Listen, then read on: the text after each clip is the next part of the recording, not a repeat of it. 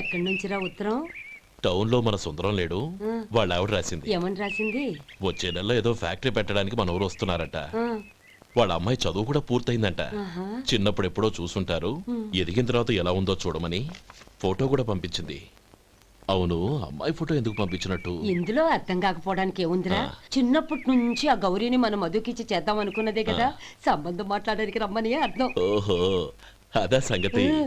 అయితే మంచి రోజు చూసి బయలుదేరతాను. ఫోటో తీసుకెళ్లి తమ్ముడికి చూపించు. అలాగే. ఒరే గోపి, ఇలా రారా. ఏంటన్నానమ్మా? పట్నంలో మన సుందరం లేడు, వాళ్ళ ఆవిడ వాళ్ళ అమ్మాయి గౌరీ ఫోటో పంపించిద్రా. అలాగా? ఏది? చిన్నప్పుడు ఎంత ముచ్చటగా ఉండేది, ఇప్పుడేంట్రా ఇలా తయారైంది? చాలా అసహ్యంగా ఉంది. ఎత్తు పళ్ళు చప్పుడి ముక్కు, బా నాకు డోకొస్తుంది బాబు. ఏంటనే వదినేలా ఉంది? రేయ్, ఎలా ఉన్నా పర్వాలేదురా, తనే నా భార్య అని చిన్నప్పుడే ఖాయం అయిపోయింది. ఆ ఫోటో లేవు. వద్దన్నయ్య, ఈ ఫోటో నువ్వు చూసావంటే జీవితం మీద వ్యక్తపడుతుంది. ఏడ్చేవులే. అన్నయ్య, వదిన సూపర్.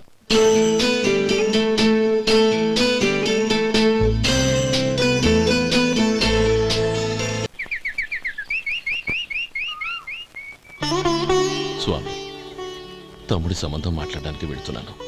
అంతా సవ్యంగా జరిగేటట్టు చూడు.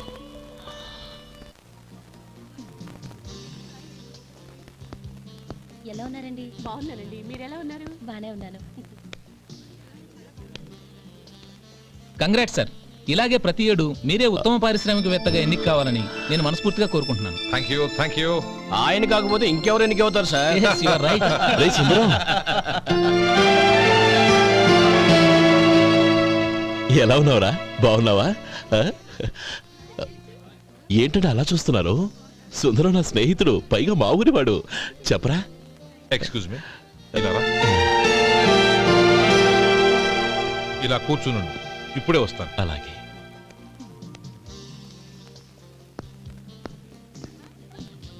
Sir, lunch is ready. Excuse me friends, lunch is ready. భోజనం చేయాలనుకున్న వాళ్ళంతా పైకి వెళ్ళండి. Please go this way. Please రండి sir. Please go. Excuse me, మీరు కూడా భోజనానికి వెళ్ళండి. అలాగేనండి. నువ్వెక్కడికి? కూర్చో, మనిద్దరం కలిసి భోజనం చేద్దాం. హలో సార్, రండి రండి, టైంకి వచ్చారు. అన్నయ్య గారు మీరా? నమస్కారం అండి. ఎంతసేపు అయింది వచ్చి? ఇప్పుడే వచ్చానమ్మా. ఇంట్లో అందరూ బాగున్నారా? అందరూ బాగున్నారు. అవునమ్మా, అమ్మాయి గౌరీ ఏది? తన ఫ్రెండ్ ఒక అమ్మాయి అమెరికా నుంచి వస్తోంది, రిసీవ్ చేసుకోవడానికి ఎయిర్పోర్ట్కి వెళ్ళింది అన్నయ్య. ఏంటి ఇంత సడన్ గా ఊడిపడ్డావు? అబ్బే ఏం లేదురా, నా తమ్ముడు పెళ్లి గురించి మాట్లాడదామని వచ్చాను. ఓహో, ఏదైనా డబ్బు సాయం కావాలా? అదేంట్రా సుందరం, నా తమ్ముడికి నీ కూతురికి పెళ్లి జరిపిద్దామని చిన్నప్పుడే అనుకున్నాం కదా. అవును, నీ తమ్ముడు ఏం పని చేస్తున్నాడు? హోటల్లో పనిచేస్తున్నాడు. జీతం ఎంత? నెలకి 850 దాకా వస్తుంది. ముఖేష్, కనకారావు. సార్. అయ్యా ముఖేష్ సార్. నీ జీతం ఎంత? 10,000 సార్. అంటే 10,000. Yes sir. నీ జీతం ఎంత? 2,000 అయ్యా. ముఖేష్ సార్. వాడి టవల్ నీ భుజం మీద వేసుకుని నీ కలజోడు వాడికి పెట్టు. సార్ అది do what I say. Yes sir.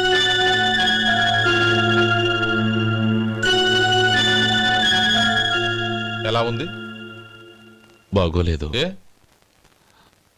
Coat boot వేసుకున్న ఆయన టవల్ వేసుకున్నాడు, పంచె కట్టుకున్న ఆయన కళ్ళజోడు పెట్టుకున్నాడు.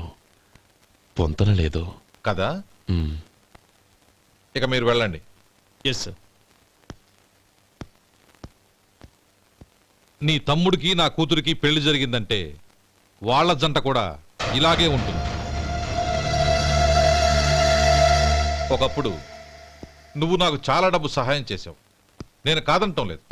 కావాలంటే ఆ డబ్బు వడ్డీతో సహా తీసుకో.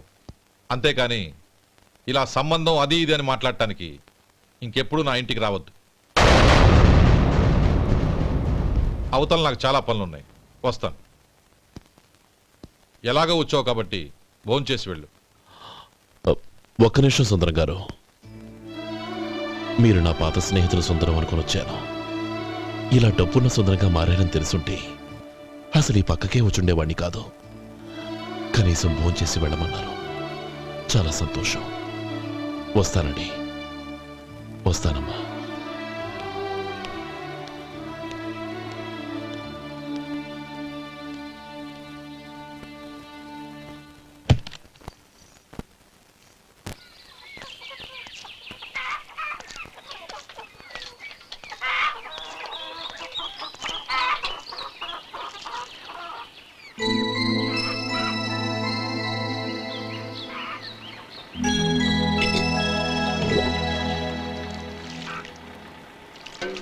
ఏరా సుందరాన్ని కలిశావా?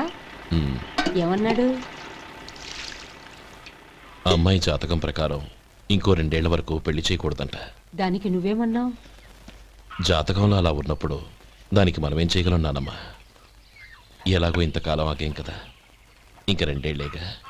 అది నిజమేలే.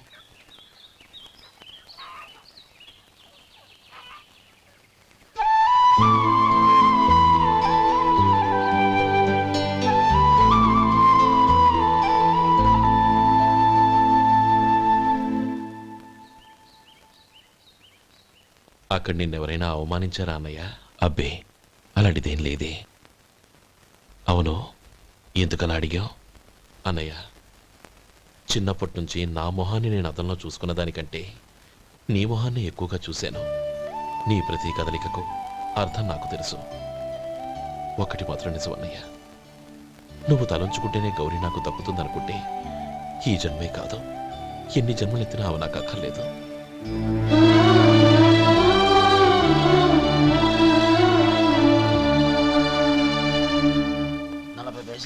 మీ హోటల్లో టిఫిన్లు అన్ని బ్రహ్మాండంగా ఉన్నాయండి. గుడ్. చాలా థ్యాంక్స్ అండి.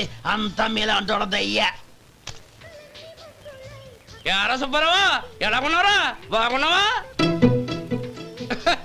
అలాగే మిగతా చిల్లర ఉన్నా. మిగతా చిల్లరేంది? మిగతా చిల్లర ఏందంటారండి అండి? 100 ఇచ్చాను కదా, మిగతా చిల్లర ఉన్నా. ఏంది జోకులు ఎత్తన్నావా? నీతో జోకులు వేయవలసిన అవసరం నాకేంటయ్యా? నువ్వేమన్నా నా బామ్మర్దివా, బంధువా? మర్యాదగా నేను ఇచ్చిన 100లో నీ 32.5 తీసుకుని మిగతా చిల్లరే. అరే, అసలు 100 రూపాయలు కూడా చిల్లర పడ్డావేంటి? నీకేమన్నా మతిపోయిందా? మర్చిపోయింది నాకు కాదు, నీకు. ఏమండి విన్నారా? ఏమండి, నా బిల్లు 32.5 అయింది. నేను 100 ఇచ్చాను. బిల్లు 32.5 తీసుకుని మిగతా చిల్లరేమంటే అసలు నేను 100 ఇవ్వలేదంటే ఎందుకయ్యా అబద్ధాలు ఆడతా? ఇచ్చే బుద్ధేనంటే ఒక బసరైపోద్ది. వచ్చారంటే పెద్ద పెద్దరాడి తీర్పు చెప్పడానికి ముందు నువ్వు బిల్లు కట్టు. నేను బిల్లు కట్టడం ఏంటయ్యా బాబు? ఇప్పుడే టిఫిన్ చేయడానికి వస్తుంటే. మరి ఇంకే 9 హోల్స్ మూసుకొని లోపలికి తోపి తిను. ఎల్లు. ఏంటి మావా గొడవ? చూడరా మధు, డబ్బులు ఇవ్వకుండా 100 రూపాయలు ఇచ్చి అబద్ధం ఆడుతున్నాడు. ఇవ్వలేదంటావేంటయ్యా? కావాలంటే గల్లా పెట్టి తీసి చూడు, 100 నోటు కనపడతాయి. చాలే ఊరుకోవయ్యా. ఎర్ర చీర కట్టుకుందా నా పిల్లమే అన్నట్టు గల్లాపెట్లో ఉన్న ప్రతి 100 రూపాయలు నీది అయిపోతాయింది. ఇంతకీ ఏం సార్ మీరు అనేది? అన్నానికి ఏముందండి, నా బిల్లు పోను మిగతా చిల్లర ఇస్తే నేను వెళ్ళిపోతాను. మీరు ఆల్రెడీ 100 ఇచ్చారు కదా. అవును. అదేంటి? ఇంకో 32.5 ఇస్తే సరిపోతుంది. ఇదేంటయ్యో తిరగాసుగా మాట్లాడుతున్నావు? నా బిల్లు 32.5 కదా. మీ బిల్ ఏది? ఇదిగో. అయ్య బాబాయ్, తెగ మాతో 32.5 నోటు 32.5 ఎలాగైందయ్యా? మీరు 100 ఇవ్వకుండానే ఇచ్చినట్టు. This is cheating. అయినా నేనంత తిన్నానన్నానికి సాక్ష్యం ఏంటి? మీరు 100 ఇచ్చారనడానికి సాక్ష్యం ఏంటి? నేనే. మీరు తిన్నారనడానికి సాక్షి నేనే. ఏయ్, నీలాంటి వాళ్ళని నా సర్వీస్ లో ఇంతమందిని చూశాను. అనవసరంగా గొడవ ఎందుకు కానీ మర్యాదగా కట్టేసి వెళ్ళు. తప్పదా? తప్పదు. ఇవ్వకపోతే మెడ తిప్పేస్తాను. సార్, నా దగ్గర డబ్బు లేదు సార్. ముందు చెయ్యదులు. ఇది ఎంత ఉంటుంది? నాకేం తెలుసు. ఇది కొట్టేసిన బాబతేనా? నాకు అట్టా ఉంది. బాగుంది. అయితే నువ్వు వెళ్ళు. వెళ్తానండి. ఏయ్, ఇలాంటి చౌకబారు వేషాలు ఇంకెక్కడా వైకు. కాళ్ళు చేతులు తీసేస్తారు. అలాగేనండి. ఓరా. ఒరే సొంటి, మధుకి వచ్చే నెల నుంచి నెలకి జీతం 100 రూపాయలు పెంచా. నీకు వచ్చే నెల నుంచి నెలకి జీతం 100 రూపాయలు కట్ చేసి వెళ్ళి పని చూసుకుని వెళ్ళండి.